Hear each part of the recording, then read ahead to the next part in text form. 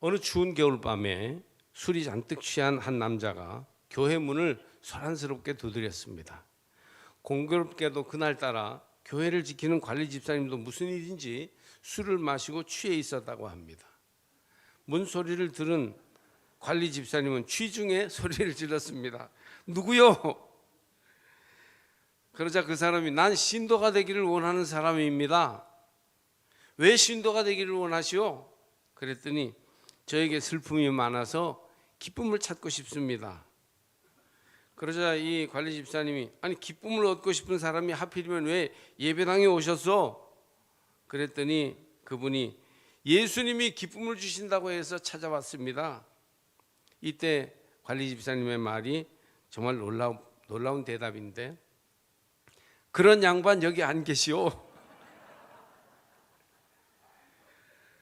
이동원 목사님의 예화에서 제가 봤는데요. 실제 오래전에 이런 일이 있었답니다. 아마도 그 추후 얘기는 나오지 않았지만 그 관리 집사님 잘렸을 것 같습니다. 정말 그럴까요? 그런 양반 여기에 안 계십니까? 취해서 정신없이 한 소리겠죠. 오늘 이곳에 예수님이 계십니다. 예수님만이 우리의 희망이 되시며 평안으로 가는 길이 되시며 참 기쁨이 되십니다. 예배를 통하여 말씀을 들으며 여러분 모두가 예수님을 만나시기를 바랍니다. 세상을 살면서 사람들은 원망과 불평을 자주 합니다. 예수 없는 인생은 죄를 이기지 못해 원망하며 불평하여 다툴 수밖에 없습니다. 예수 믿노라 하면서도 주님과의 살아있는 관계가 없이 형식적인 신앙생활을 하는 사람은 원망과 불평, 다툼을 일삼으며 살 수밖에 없습니다. 무리바는 광야에서 백성들이 불평하던 곳인데 하나님의 능력으로 그 불평하던 곳에 있는 반석이 샘이 터져서 샘물이 솟아나는 것이 되었다는 이야기가 전해져 옵니다. 원래 무리바는 불평, 다툼이라는 뜻입니다. 그러나 훗날 무리바는 샘 솟는 곳, 샘터가 되었습니다. 본문은 어떻게 불평의 장소가 샘이 나는 곳이 되었는지를 설명하고 있습니다. 이것은 굉장히 상징적으로는 우리에게 주는 의미가 커요. 불평하던 삶이 샘이 솟는 생명의 장소가 될 수 있다는 것이에요. 성경을 볼 때 우리는 왜 불평이 일어나고 어떻게 극복되었는지를 알 수 있습니다. 오늘 무리바의 샘물을 보면서 혹시 여러분에게 불평과 다툼이 늘 있다면 어떻게 극복할지를 깨달으시길 바랍니다. 가정 안에 불평이 많으면 가정 불화가 되고 도시 안에 불평이 많으면 그 도시는 발전할 수 없을 것입니다. 원망과 불평은 전염병과 같아서 금방 번져나가 개인과 공동체를 무너뜨립니다. 불평은 다툼을 일으키고 우리 마음속에서 평안을 빼앗아갑니다. 똑똑하다는 사람들과 교양 있는 젊은이들이 항상 불평하며 삐딱한 마음을 가지고 세상을 원망하면서 상심하여 살아가면 결국은 밝은 미래를 열어가기가 어려워지게 됩니다. 여러분 속에 무리바의 기적이 나타나기를 축복합니다. 불평의 장소가 기쁨과 감사와 생명의 샘이 솟는 장소가 될 수 있기를 바랍니다. 혹시 내 인생이 늘 불평을 일삼던 인생이라면 오늘 성경 말씀처럼 그곳이 샘이 솟는 곳이 될 수 있기를 축복합니다.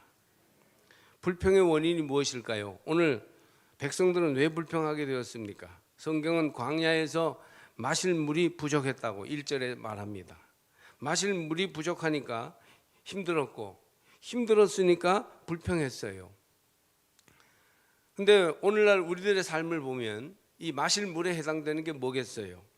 예산, 사람 이런 거 아니겠어요? 결국은 우리가 불평할 때도 그렇게 말하기 쉽습니다. 그러나 여러분 성경을 깊이 생각하며 읽어보십시오. 정말 그럴까요?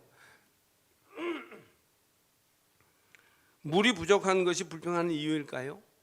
광야에서 마실 물이 부족한 것은 새삼스러운 일이 아닙니다. 그러나 하나님은 기적적으로 광야길을 통과하게 하셨어요. 광야에서는 누구나 물이 부족합니다. 그러나 누구나 물 때문에 불평하고 다투는 것은 아닙니다. 문제는 왜 여기까지 와서 광야의 고달픔과 목마름 때문에 다투고 하나님께 불평하게 되었느냐 하는 것입니다. 광야를 여전히 왔는데 몇십 년째 지금 오고 있는데 거기에서 불평이 일어난 것은 단순히 광야의 목마름 때문만은 아닌 것을 알 수 있죠. 문제는 그들의 마음이요 태도입니다. 하나님을 믿음으로 그들이 광야의 고달픔을 이기고 나왔는데 새삼 그 믿음이 흔들렸습니다. 7절에는 이 문제를 분명하게 언급하고 있습니다. 또는 그들이 여호와를 시험하여 이르기를 여호와께서 우리 중에 계신가 안 계심인가 하였더라. 그들이 하나님의 능력과 사랑을 의지하기보다는 광야의 메마름과 고달픔을 보고 믿음이 흔들렸어요. 마음이 약해졌습니다. 그래서 불평하게 된 것입니다. 마실 물이 없는 것도 문제지만 진짜 문제는 비뚤어진 마음이요 믿음 없는 태도입니다. 인생에는 고달픔이 있고 부족함이 있습니다. 목마른 무리바에서 불평하고 다투었던 것처럼 그렇게 인생에는 많은 문제들이 항상 있어요. 돈이 부족하고 정이 부족하며 기회가 부족합니다. 모두가 다 인류대학 최고 학부를 가고 싶지만 누구에게나 그런 기회는 오지 않습니다. 모두가 다 부자가 되고 싶지만 만족할 만큼 돈을 가진 사람은 극소수이죠. 축구한다고 다 손흥민처럼 성공하는 사람이 되진 못합니다. 손흥민은 10,000명에 하나도 나오기 어려워요. 10,000명이 실패한 위에 손흥민의 성공이 사실은 있는 거죠. 그러나 이 때를 불평으로 보낼 것이냐 은총의 때가 되게 할 것이냐는 자기에게 달려 있습니다. 여러분, 인생에는 목마르고 곤고한 시절이 옵니다. 실패와 좌절의 때가 있습니다. 그럴 때 여러분 습관적으로 불평하면 그 문제가 해결되지 않습니다. 오히려 불평의 입을 닫고 그 고난의 때가 어떤 의미가 있는지를 생각하면서 인생을 아름답게 하는 은총의 때로 만들어 가시기를 바랍니다. 지금도 여러분의 인생의 조건과 형편에 대하여 불평스러워하거나 습관적으로 신경질 부리고 신세한탄하며 원망하는 사람들은 스스로 가슴에 손을 얹고 생각해 보세요. 인생의 조건 때문에 불평하는 것이 아니라 내 마음이 비뚤어져서 불평하는 것입니다. 오히려 곤고하고 목마를 때 겸손히 받아들이며 감사하는 사람에게 광야의 고달픔도 은혜가 될 수 있습니다. 힘들기 때문에 다투는 것이 아니라 힘드니까 더 도와주고 협력하면서 정이 돋아날 수 있습니다. 불평이 일어날 때 좋은 상황을 달라고 억지 부리기 전에 먼저 자기 마음을 믿음으로 바꾸라는 것이에요. 오늘 성경은 주어진 형편을 인정하고 감사하면서 최선을 다하면 오히려 더 큰 은혜가 될 것입니다. 아이들이 학교 가면 불평이 많습니까? 감사가 많습니까? 아마 공부 잘하는 아이들은 감사가 많고 공부 못하는 아이들은 불평이 많을까요? 좋지 않은 죄악의 습관들이 아이들에게도 퍼져나가는 것 같습니다. 감사하고 순종하기보다는 불평이라는 질병이 어린 학생들에게도 강력하게 퍼져나가고 있습니다. 부모는 아이들 앞에서 선생님에 대한 불평을 해서는 안 됩니다. 학교 생활을 절대 잘할 수 없기 때문이죠. 문제아가 되기 전에 문제 부모, 문제 어른이 있는 거예요. 아이들 앞에서 교회에 대한 불평도 하는 것이 지혜롭지 못합니다. 절대 믿음이 자라지 않아요. 왜 우리 자녀들이 장성해서 교회 나오기를 싫어할까요? 교회 어른들을 존경하지 않을까요? 내가 밥상에서 밥 먹으면서 항상 불평했기 때문입니다.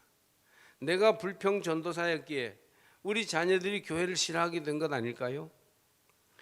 그러므로 여러분, 불평하는 무리에 끼어 있지 마십시오. 원망하고 다툼을 일으키는 이들이 어쩌다 한둘 내 주위에 있을 수는 있습니다.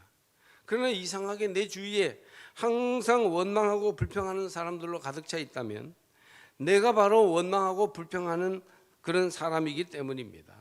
빨리 거기에서 나와야 해요. 친구나 선생님이나 윗어른에 대하여 불평하는 것을 무슨 큰 능력인 양, 지혜인 양 하는 것은 마귀의 술수라고 감히 말할 수 있습니다. 원래 불평이라는 것은 금방 자라요. 잘 자라고 빨리 퍼지는 것이 원망, 불평, 다툼이라는 바이러스입니다. 백성들은 모세와 다투었어요. 요구사항이 많아졌고 모세를 원망합니다. 결국은 돌질을 할 정도로 험악해졌습니다. 불평은 시작된 모습 거기에서 끝나지 않습니다. 불평은 개인의 마음을 거칠고 불안하게 만들어 감사와 기쁨이 사라지게 하고 의욕마저 꺾어버립니다. 교회에서는 선교회를 그만두고 싶어지게 만들고 속회에서 뛰쳐나가고 싶으며 교회를 옮길까? 그런 마음이 들게 합니다. 작은 불평을 털어놓기 시작하면 자꾸 불평할 일이 더 나타나서 나중에는 원망과 불평과 분노와 미움의 지배를 만들도록 그렇게 되어버립니다. 그뿐 아니라 불평은 다른 사람에게 금방 퍼져나가요. 나는 교우들이 순수하고 경건하게 예배를 드리거나 봉사를 하다가 원망과 불평에 감염되어 금방 걸려 넘어지는 걸 무수히 보았습니다. 좋았던 일도 불평으로 금방 큰 실패가 되어버리게 합니다. 불평의 바이러스가 침범하면 공동체가 급속하게 무너집니다. 불평은 모든 것을 다 나쁘게 만드는 독소입니다. 결국은 나와 우리를 파괴하고 남을 쓰러뜨리는 큰 돌멩이, 장애물이 되는 것입니다. 성경은 이것을 여호와 하나님을 시험하는 죄라고 말합니다. 2절 하반절을 보니까 모세가 그들에게 이르되 너희가 어찌하여 나와 다투느냐? 너희가 어찌하여 여호와를 시험하느냐? 7절에는 이렇게 되어 있습니다. 그가 그곳 이름을 마사 혹은 무리바라 불렀으니 이는 이스라엘 자손이 다투었으며 또는 그들이 여호와를 시험하여 이르기를 여호와께서 우리 중에 계신가 안 계신가 하였음이더라. 불평하는 것은 축복과 은혜를 주신 하나님을 외면하고 하나님께 저항하며 마귀를 기쁘게 하는 일입니다. 마귀는 만성적인 불평 분반자입니다. 하나님은 주어진 현실과 조건에서 가능성과 위대함을 찾게 하십니다. 물론 잘못된 것을 알고 잘 그것을 개선하고 바로 잡으려는 노력은 아주 귀한 것이에요. 그러나 아무 책임도 지지 않고 불평만 하고 있는 것은 일을 그르치게 만드는 것입니다. 어떤 처지에서도 하나님은 우리에게 할 수 있다, 괜찮다 하도록 만들어 주십니다. 베세다 들녘에서 굶주린 무리 5천 명이 저녁이 익숙해졌어요. 곧 어두워집니다. 그럴 때 예수님께서 너희가 먹을 것을 주어라 제자들에게 말하죠. 그러자 빌립은 아니 우리가 이 5천 명, 10,000명 되는 이 구름대와 같은 사람에게 어떻게 먹을 것을 갑자기 줍니까? 200데나리온어치의 떡이라도 부족하다. 한 데나리온이 하루 품삯이니까 10만 원 잡으면 2천만 원이 있어야 지금 떡을 사든가 말든가 합니다 라고 계산하여 말합니다. 그러나 안드레는 계산하지 않고요, 무엇이 없을까 열심히 찾아서 가난한 어린아이의 아주 작은 도시락 한 개를 내놓습니다.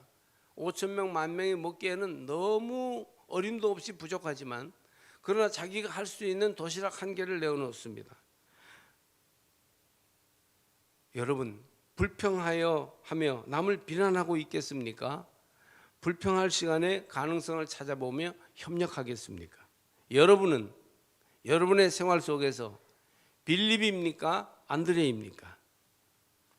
주님은 백성들이 불평하고 있을 때 지팡이를 들고 나서라고 하십니다. 5절에 보니까 여호와께서 모세에게 이르시되 백성 앞을 지나서 이스라엘 장로들을 데리고 나일강을 치던 네 지팡이를 손에 잡고 가라. 여러분, 모세가 백성의 원로들과 함께 지팡이를 들고 반석으로 갑니다. 능력의 지팡이, 약속의 지팡이를 들고 주의 말씀에 순종하여 반석을 치죠. 그러자 그 반석이 터져서 그 반석에서 샘물이 솟았고 백성들은 마셨습니다. 할렐루야. 내가 호렙산에 있는 그 반석 위 거기서 내 앞에 서리니 너는 그 반석을 치라. 그것에서 물이 나오리니 백성이 마시리라. 모세가 이스라엘 장로들의 목전에서 그대로 행하니라. 저는 이번 지방선거에도요, 이렇게 불평하는 사람들의 얘기를 들으면서 반석을 쳐서 샘을 내는 후보가 나오기를 바랍니다. 불평을 불평으로 막을 수는 없습니다. 내 마음이 일어나는 불평도 불평함으로 해결할 수는 없어요. 이때 약속의 지팡이를 붙들어야 합니다. 모세에게 지팡이를 주셨듯이 주님은 믿는 신자들에게 경건의 지팡이를 주십니다. 기도, 찬송, 말씀의 지팡이를 주셔요. 예배와 전도, 사랑 실천의 봉사에 지팡이를 주십니다. 삶이 어렵고 곤고하며 메마라 힘들어질 때 기도와 찬송과 말씀의 지팡이를 붙들어야 합니다. 기도하는 성도들을 보면 뭐가 달라도 달라요. 불평하기보다는 안드레처럼 가능성을 찾는 사람입니다. 그 인생을 하나님이 영화롭게 하시고 그 자녀들을 복된 길로 이끄십니다. 우리가 약속의 지팡이를 붙들 때 위대한 기적들이 나타나는 거예요. 하나님의 임재를 경험하게 됩니다. 모세가 매일 양을 치며 미디안 광야에서 하나님만 바라보고 나갈 때 그때 불붙듯 일어나던 불평이 사라졌어요. 우리도 믿음의 지팡이를 잡고 주님 바라보고 하루하루를 살아가시기를 축복합니다. 그러면 하나님이 기적을 베푸시고 은혜를 내리셔서 야, 내 인생이 이렇게 풀리는구나 하는 것을 틀림없이 경험하게 될 것입니다. 이 지팡이, 모세의 지팡이는 신약시대에 예수님의 십자가를 상징합니다. 모세의 손에 지팡이가 들려졌듯이 오늘 이 신자들에게 주님의 십자가가 주어졌어요. 십자가가 뭡니까? 죄 사함의 통로, 죄 사함의 도구예요. 십자가는 예수님이 피 흘리심으로 우리 죄를 감당하셔서 누구든지 그 십자가의 은혜를 믿기만 하면 속죄, 죄의 사함을 주신다. 죄의 사하여서 의롭다함을 얻게 하시고 그리고 진짜 거듭나게 하셔서 거룩한 삶을 살게 하신다. 이게 십자가 아니겠습니까? 십자가를 들고 죄악의 반성 앞에 서십시오. 돌처럼 딱딱한 죄의 욕심과 악습, 삐뚤어진 인격 앞에 경건의 지팡이를 내미시길 바랍니다. 이때 사죄하는 은혜가 샘처럼 쏟아질 것이에요.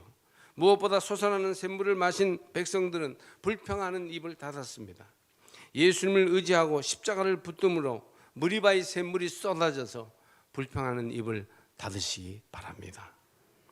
중세 유럽에 고디바라는 여성이 있었습니다. 그는 영주 레오프릭의 부인이었어요. 당시 레오프릭은 무거운 세금을 부과하여 백성들이 괴로움에 신음하고 있었습니다. 이를 바라보며 괴로워하던 고디바는 남편에게 세금 감면을 요구했습니다. 지금 다른 사람들이 불평하는 것도 견디기 어려운데 자기 아내마저도 세금 감면을 요구하니까 짜증이 난 레오프릭은 당신이 나체로 말을 타고 시내를 한 바퀴 돌면 깎아주지, 참으로 받아들이기 어려운 제안을 해서 실질적으로는 거절했던 거예요. 그러나 고디바는 과감히 결단합니다. 그래서 옷을 걸치지 않은 채 부끄러움을 무릅쓰고 백성들을 위하여 말을 타고 마을을 한 바퀴 돌았습니다. 백성들도 이 고디바의 숭고한 그 뜻을 알고 어느 누구도 그의 몸을 훔쳐보지 않았다고 합니다. 물론 남편인 영주도 이에 감동하여 세금을 감면해주고 그 이후로 백성들을 잘 돌보았다고 합니다. 불평하고 원망만 하고만 있었다면 모두가 고통에 빠졌을 것이지만 사랑과 믿음의 지팡이를 들고 무엇인가를 실천하면 아주 어려운 것도 지팡이를 내밀어 반석을 치는 모세처럼 그렇게 실천하면 백성도 살리고 모두를 살릴 수 있습니다. 그녀의 이름을 딴 고디바 초콜릿이 지금도 벨기아산에 세계적으로 유명한 초콜릿입니다. 최고급 초콜릿 이름으로 남아 있습니다. 히브리 민족이 광야를 지날 때 하루하루가 불평하고 원망하는 시절이었던 것처럼 오늘날 이 세상을 살아가는 사람들은 원망하고 불평하며 살아가고 있습니다. 사실 모든 뉴스나 소통되는 인터넷의 소통들이 다 불평의 이야기들로 가득 차 있죠. 우리 믿음의 공동체가 이 세상에 복음의 역사를 이루며 나아가는 교회 생활도 어떻게 보면 불평과 원망이 가득 찰 수밖에 없는 시간들이에요. 그러나 광야를 가는 히브리 백성이 불평 원망을 이기고 지팡이를 높이 들어 반석에서 샘물이 나게 한 것처럼 여러분의 인생, 여러분의 교회 생활에서 기도의 샘이 터지고 찬송 생활에 은혜의 샘이 터져서 그래서 샘솟는 곳이 될 수 있기를 축복합니다. 풍성한 은혜로 날마다 감사하는 생활, 서로 사랑하라면서 광야길을 끝까지 나아가는 생활을 잘 하게 될 것입니다. 우린 요단강을 건너 약속의 땅까지 안전하게 도달하는 삶을 누리게 될 것입니다. 이제 봄이 마지막 주일이 오늘 이제 지나고 있는데 코로나로 밀린 결혼식을 하느라 어느 때보다도 이번 봄에 결혼식이 많았어요. 저희도 막내딸의 결혼식을 준비하느라 지금까지 좀 분주합니다. 큰아이 때 결혼식을 한번 치러 보았는데도 얼마나 준비할 일 신경 쓸 부분이 많은지 아이와 엄마가 큰 고생을 하고 있습니다. 그런데 여러분, 집안에 다 대소사를 치르십니다만 그렇게 이런 큰 일을 치를 때, 좋은 일이고 정말 모두에게 축복받을 일인데도 자칫하면 불평하고 원망하느라 경사스러운 일에 그늘이 드리울 수 있습니다. 결혼은 아름다운 사랑의 결실이 아닙니까? 믿음과 사랑의 지팡이를 들고 그리고 담대히 나가면, 경조사를 잘 감당하여 나가면 준비도 기쁘고 모두에게 즐거움이 충만할 것입니다. 한 해를 시작할 때, 한 학기를 시작하고 마칠 때, 지금 우리 지방선거처럼 중요한 선거를 앞에 두고 있을 때, 개업하고 이사했을 때 불평하거나 원망하는 데만 마음을 쏟지 말고 지팡이를 들고 나가시기를 바랍니다. 하나님은 틀림없이 놀라운 일들을 우리 인생에서 이루어 주시며 믿음의 새 역사를 이루도록 하실 것입니다. 광야 같은 인생의 고달픔을 두려워하지 마시고 보이는 돈과 사람을 지나치게 의지하다가 걸려 넘어지지 마시고 오직 하나님을 의지하고 나가시길 바랍니다. 인생 자체를 감사하며 하루하루 작고 큰 일을 찬송으로 채워가야 해요. 원망과 불평을 우리를 어두운 죄악의 밤으로 인도합니다. 광야에 물이 없듯이 인생에 돈이 마르고 주위에 사람이 없고 외로워지더라도 십자가의 지팡이, 약속의 지팡이를 붙들고 나가서 여러분 인생길에 샘물이 솟아나게 하시기를 바랍니다.